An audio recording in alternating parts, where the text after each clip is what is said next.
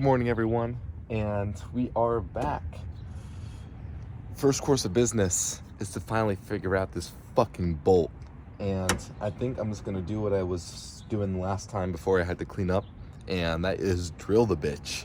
So we're gonna hop to that right now.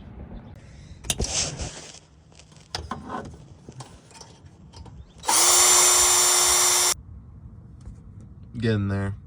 So I think we're just gonna split it open down the middle, and then I'm gonna use a screwdriver to bend it open and over. It's been another 20 minutes. As you can see, some progress has been made, but I'm gonna try the rest now. The hammer and screwdriver didn't work, so desperate times call for desperate measures.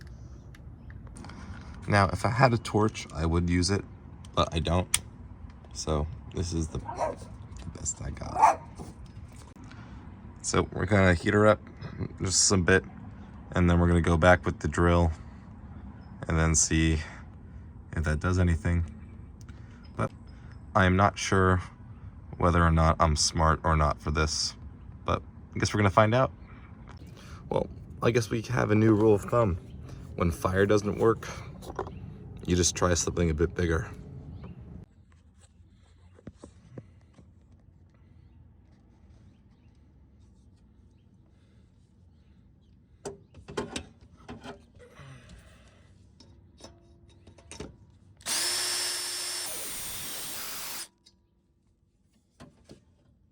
Wow. Of course, having a bigger hole fucking works, bro. That's funny. That's so hilarious. That makes me laugh, on God. Well, so what I managed to do is I decided to turn the bolts around to this angle. So now I'm gonna drill up and create a little cut through to see if I can wedge something in between to start bending the washer off. So what I'm realizing is that I actually successfully created a hole, but I still can't bend through it. And so we're just gonna go with what seems to be the best option and do a bigger drill bit.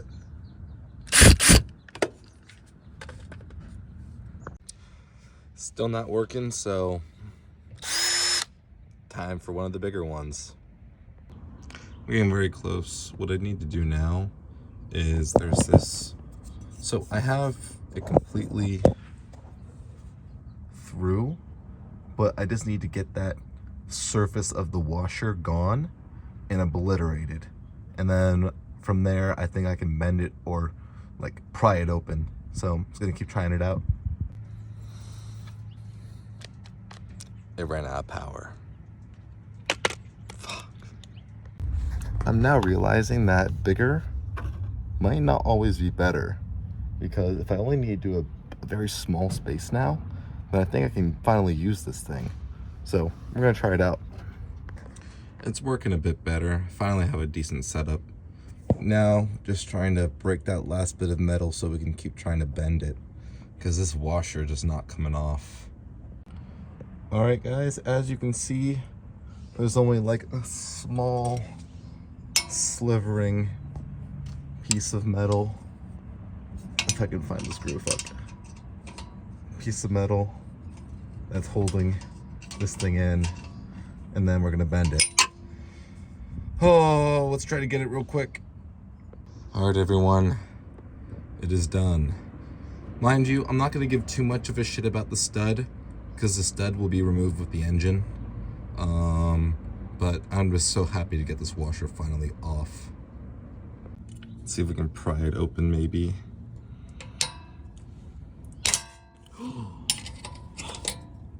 Nice! Nice! Nice! Let's fucking go! I couldn't find it. I'll find it eventually, but... Thank God. Okay, now we can finally move the fuck on. Finally, the downpipe is successfully removed. Nice. You may be like, Julian, what are you gonna do about the other bolt? And I'm like, guys, when I go to the junkyard, I'll just grab another one there. So I think it works out nice. So now that we have the downpipe dropped, what's next is going to be all of the dog mounts that we have to remove, and then eventually we can get the engine ready to be lifted up and out. So first order of business is going to be this front strut dog bone mount. Let's see, you guys can see how difficult this shit is. Oh. That's an engine mount for you. Okay. PB blaster, because oh, okay, yeah, time for some big boy shit. Wow, funny.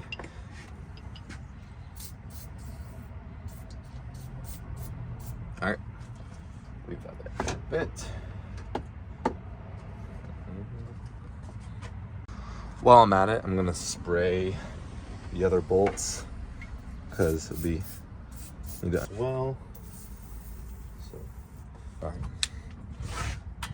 let's try it out.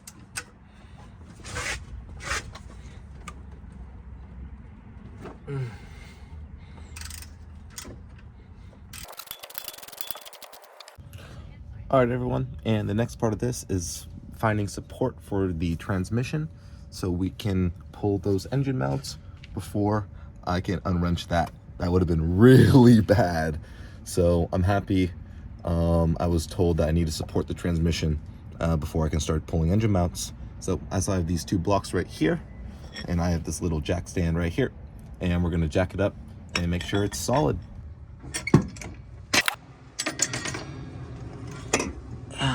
She seems to be supported. Awesome. Made some adjustments. I just decided to straighten it out just to make sure it can be properly supported and distributed nicely, because it was a bit tilted when I did it before. But now we should be good to go. Well, it seems that this bushing and or bolt now is not coming out properly. So instead, I'm just gonna undo these 4 bolts and just not care about this. Oh, I should have done that in the first place, and I think I might have damaged it a little bit, but part of the process. All right, everyone, as you can see, I had to remove this bar that's connected to the intake manifold. So I'm gonna remove this bolt and that bolt. Lower engine mounts, or the lower engine mount, taken off. Crazy interaction. I thought I broke the engine for a second, and I'll show you why. I had no room to work because of the way that these two things were. And then I was like, okay, I gotta move this. And then as soon as I moved the oil pan, coolant started dripping. I didn't know it was coolant. I'm like, oh my God, what did I do? Did I break it? Like, no, it's just coming out of the tube. I'm just like, thank fuck. My phone's running low, but I did another adjustment because I'd rather be safe than sorry. But now I have enough room because I have this one out so I can keep working. Because what we have to do next is first off this bracket over here, which is these few bolts on the driver's side. So it turns out that one of the things is missing, so that gives me some nice little things. But now I do this bolt and that bolt. To give a quick update on what the fuck I'm trying to do. So the rear engine mount is this upper bolt thing that my wrench is now connected to currently. And right now I have this pry bar and I'm trying to undo the bolt with the wrench and the pry bar because I can't seem to get it undone. So yeah. Future reference. Going from the top was way easier. It was like that. And then what I did was with the pry bar that I have right here, I put it behind and I used the leverage like that to push it through. Nice. Good news. Since we're not taking out the transmission, we don't have to take out the transmission mount. And so that gets to stay right there. So now I just have to move on to the last couple things, which is the flex plate and then the bell housing. And that's it. Shit. So now what I'm trying to do is remove this lower plate down here because I have to remove the torque converter bolts. But there was this thing that keeps it spaced out, and I don't know why it's there. So I need to remove it anyways though. To give a little update, just got this part of the engine removed. Coolant in my mouth. All right, that's all 3 of those bolts. Where'd they go? I already lost them. Oh, here they are. All 3 of these bolts are out. Gonna bag them, label them. Well guys, I'll be honest. I didn't exactly plan for this because I am ready to remove the engine, but I can't. So, fuck. I'm gonna... Shit. But hey, mission complete. The engine is ready to be removed, which is awesome. I think I can be finally happy to say. And I have nothing more I can do at the moment. Wow, I never thought I'd be able to say that.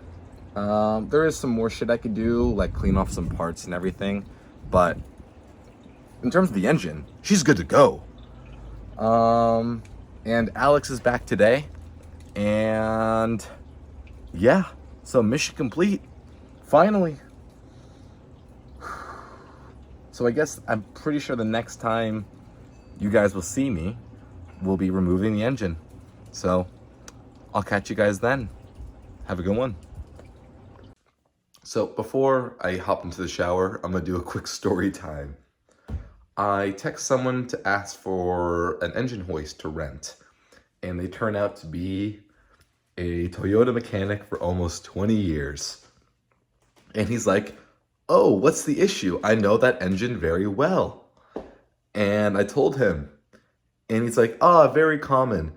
You can just drop the oil pan and put in new rod bearings. The crank rods are still good.